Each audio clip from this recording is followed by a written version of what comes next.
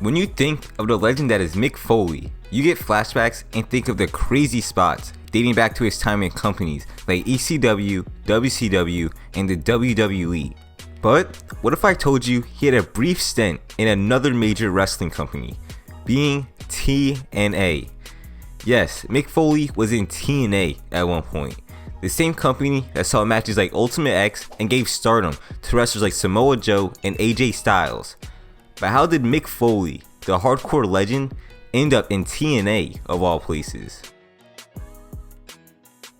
After being retired by the game Triple H in 2000 in a classic Hell in a Cell match, Mick Foley would stay out of singles competition for only 4 years. Then he would come back at the 2004 Royal Rumble and start a great mini feud with a young Randy Orton. The feud saw Mick Foley team up with none other than The Rock at WrestleMania 20, reforming the Rock and Sock connection against Evolution. Afterwards, we saw Foley take on Orton in a great no-holds-barred match at Backlash 2004 for the Intercontinental title. Foley and Orton both took some crazy bumps here, and this match really showed that Foley actually had a lot left in the tank.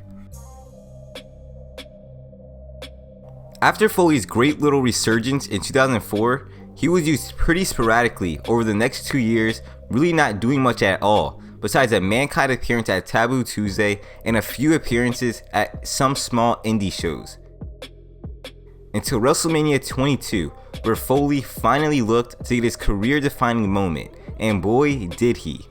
Foley and Edge put on one of, if not the best hardcore matches ever, and on the biggest stage possible, being WrestleMania. After going through a flaming table and losing to Edge, Foley would stick around making appearances here and there for WWE, even getting a WWE title opportunity at Vengeance 2007.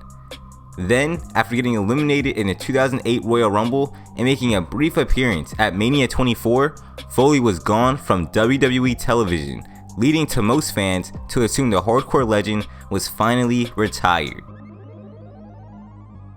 Meanwhile, Foley was noticeably coming to his last few years in the ring with WWE. TNA, on the other hand, was just getting started. After being founded in 2002 by Jeff Jarrett and his late father Jerry, TNA aimed to fill that hole in the wrestling industry after ECW and WCW were both bought by WWE, and TNA would excel greatly at being an alternative. For starters, they had a 6-sided ring, which at the time and still today is so unique, with fans still wanting 6 sides till this day, more than a decade later. They also had matches like Ultimate X, Lockdown, and King of the Mountain. But as the years went on and TNA's numbers went up, they moved further and further away from being that alternative. TNA would exacerbate this claim by shockingly announcing on September 3rd, 2008 that Mick Foley, at the ripe age of 43, would be joining the TNA roster.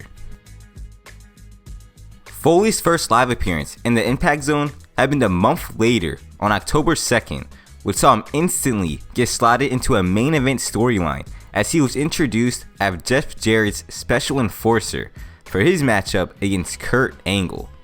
Then was eventually revealed as the co-owner of TNA alongside Jarrett. Pretty wacky if you ask me, but you can't expect any less from TNA in 2009.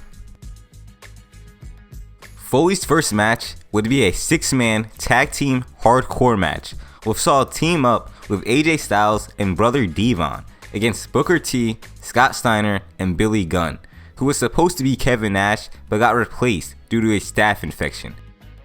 So yeah, Foley's TNA run wasn't starting off too hot, and it also didn't help the fact that his body, after the years of bumps, was not capable of going out there every week, but that didn't stop TNA, not in the slightest. After 2 tag team matches on Impact, Foley would be rewarded a TNA World Title opportunity at the next pay-per-view, which was Lockdown, and there was no way TNA was going to put the world title on a broken down Mick Foley, right? Sadly, that wasn't the case. Foley would indeed defeat the Icon Sting for the TNA World title in a 15-minute steel cage match in the year 2009. Sounds crazy, right? Because it absolutely was. You had stars like AJ Styles, Samoa Joe, Christopher Daniels, Bobby Roode, and legit so many other guys that could have got built up into a world title. But nope, Mick Foley in 2009 was world champion. Foley would then defend his world title at the next pay-per-view, Sacrifice, against Sting, Kurt Angle, and Jeff Jarrett. And although the in-ring for this match wasn't up to par with TNA standards by any means, I thought the stipulation itself was pretty cool, which resulted in a nice match.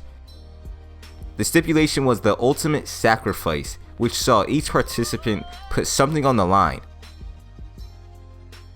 After losing the world title in a King of the Mountain match, Foley would once again be given a world title shot, but this time it was against Kurt Angle, which resulted in an absolute snooze fest of a main event. Even Kurt Angle couldn't carry Foley to a great match in 2009, which creates the question, why put the title on Foley in the first place? Besides having a recognizable and popular champion like Foley, I can't really see any upside to him winning a world title this late into his career. After this, TNA higher-ups came up with the great idea to give Foley the Legends title, which he would only hold for a month after beating Kevin Nash, then getting beat by Kevin Nash. Yes, they gave Foley another random short title reign, which once again sparks the question, why even give Foley a title in the first place? Afterwards, Foley would then start to stay in his lane and only have no disqualification matches. Before finally leaving TNA, Foley would actually have two great matches with the likes of Abyss in a Monster Ball match, then with Ric Flair in an insane last man standing match that saw both bleed buckets and take some crazy bumps for their age. Foley's TNA run can ultimately be summed up to one word if you ask me: why? I'm sure the company needed some good press and Foley maybe needed a good payday, but Mick Foley as your company's world champion in 2009 is just shameless, and it's no wonder barely 5 years later TNA was basically in the mud.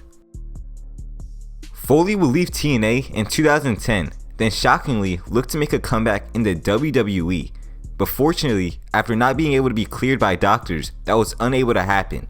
And after a hilarious moment with Santino at the 2012 Royal Rumble, Mick Foley, the hardcore legend, would finally call it quits.